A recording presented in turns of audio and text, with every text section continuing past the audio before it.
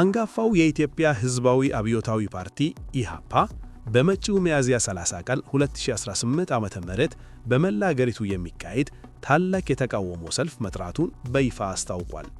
ፓርቲው አስቻይ ሁኔታ በሌለበት የሚካሄድ ምርጫ አምባገነንነትን እንጂ ዲሞክራሲን አያመጣም በማለት መንግስትን ክፉኛ እየተቸ ነው።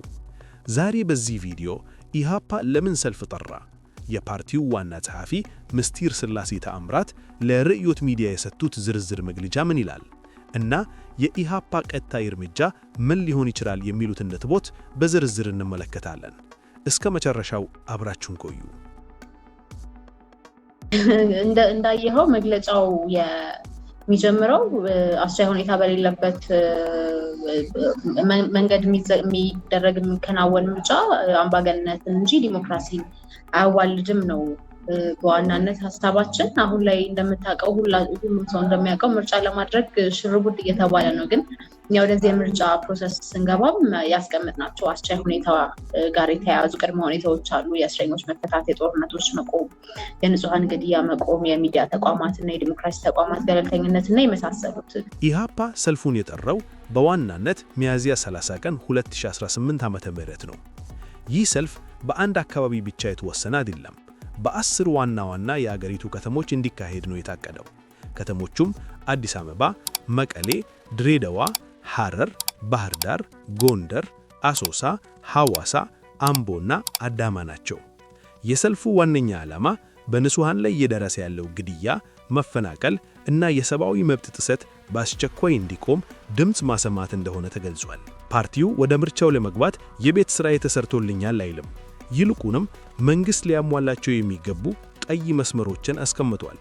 አንደኛው የፖለቲካ እስረኞች፣ ጋዜጠኞች እና በማንነታቸው የታሰሩ ዜጎች ያለምንም ቅድመ ሁኔታ መፈታት አለባቸው። ሁለተኛው እንደ ምርጫ ቦርድና ሚዲያ ያሉ የዲሞክራሲ ተቋማት ከገዢው ፓርቲ ተጽዕኖ ነፃ መሆን አለባቸው። ሶስተኛው የምርጫውን ተአማኒነት ለማረጋገጥ ዓለም አቀፍ ታዛቢዎች በቦታው መገኘት ይኖርባቸዋል። ኢሃፓ እንደሚለው እነዚህ ሁኔታዎች ሳይሟሉ የሚደረግ ምርጫ ለአገዛዙ የስልጣን ዕድሜ ማራዘሚያ ግሪን ላይት ወይም አረንጓዴ መብራት ከመስጠት ውጪ ፋይዳ የለውም።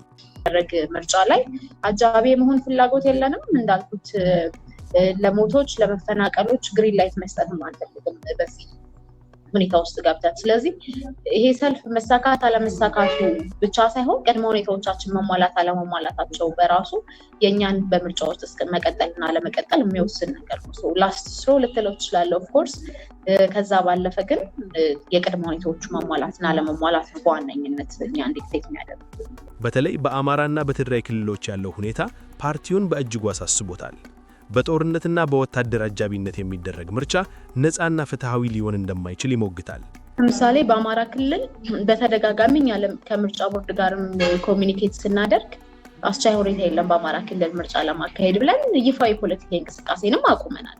እንደምታውቀው ግን በዛ ክልል በየትኛውም የአማራ ክልል ማለት ነው፣ በየትኛውም ዞን የኛ እንትን ያ ነው የኛ መግለጫ። በየትኛውም የአማራ ክልል ላይ ምርጫ ለማድረግ አስቻይ ሁኔታ አለ ብለን አናስብም። ነገር ግን በአንዳንድ ከተሞች ላይ በመሳሪያ ጭምር አጅቦ በወታደር አጅቦ ምርጫ ለማስደረግ እየተንቀሳቀሰ እንደሆነ መረጃዎች አሉ። ራሳቸውም እየተናገሩ ያለው ነገር ነው። ግን በየትኛውም ሴንስ ቴዲ በመሳሪያ ደቅነ ምርጫ አድርግና ምረጥ ማለት ምን አይነት ምርጫ እንደሆነ በራሱ የሚያሳይ ነገር ነው። ራሳቸውም አይረዱትም፣ ራሳቸውም አንደርስታንድ አያደርጉትም እንጂ ራሳቸውም ላይ ነው እየተኮሱ ያሉት። በነገር ላይ ዜጎች የምርጫ ካርድ እንዲወስዱ በሴፍቲ ኔትና በደሞዝ እየተገደዱ መሆኑንም ፓርቲው በመግለጫው ጠቅሷል። ይህ ደግሞ የምርጫውን ውጤት ተቀባይነት የሌለው ያደርገዋል ይላል ኢሃፓ። ታዲያ መፍትሄው ምንድን ነው? ኢሃፓ ሁሉን አቀፍ ድርድር ወይም ኮምፕሬሄንሲቭ ዳያሎግ ብቸኛው አማራጭ ነው ይላል። ይህ ድርድር በሰላማዊ መንገድ የሚታገሉትን ብቻ ሳይሆን በትጥቅ ትግል ላይ ያሉ ኃይሎችንም ማካተት አለበት። በመጨረሻም ኢሃፓ የአመራሮቹ መታፈን ወይም ግድያ ሊጋጠም እንደሚችል ግምት ውስጥ በማስገባት ዝግጅት ማድረጉን ገልጿል።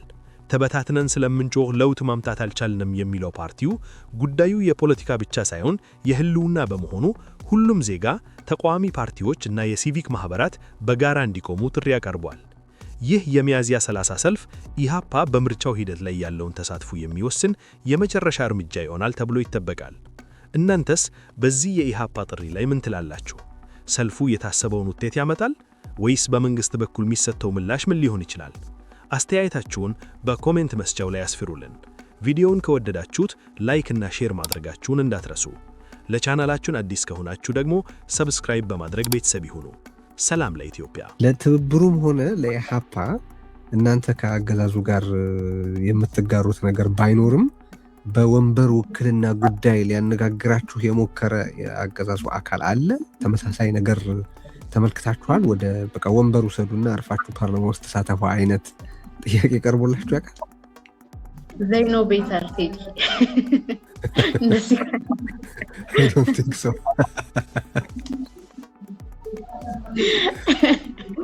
እንግዲህ በዚህ ጉዳይ በጣም ብልህ ሆነዋል መሰለኝ። አላደረጉትም። እንዴ ቢያደርጉትማ እንዴት ሆኖ እንደዚህ አንቀን እያያዝናቸው ምርጫችሁ ከተራ ድግስነት ያለፈ ነገር የለውም በዚህ ሁኔታ የምትሄዱ ከሆነ እያልናቸው መተው ራሳችን የምንለውን ነገር ካረጋገጡልንማ እንግዲህ ምን አይነት እንትን ነው እንዳልከው ነው። በእርግጥ ዘይኖ ቤተር የሚለው ነገር ላያስኬድ ይችላል ለእነሱ፣ ግን በዚህ ጉዳይ አትሊስት የሆነ የመከራቸው አካል ያለ ይመስለኛል።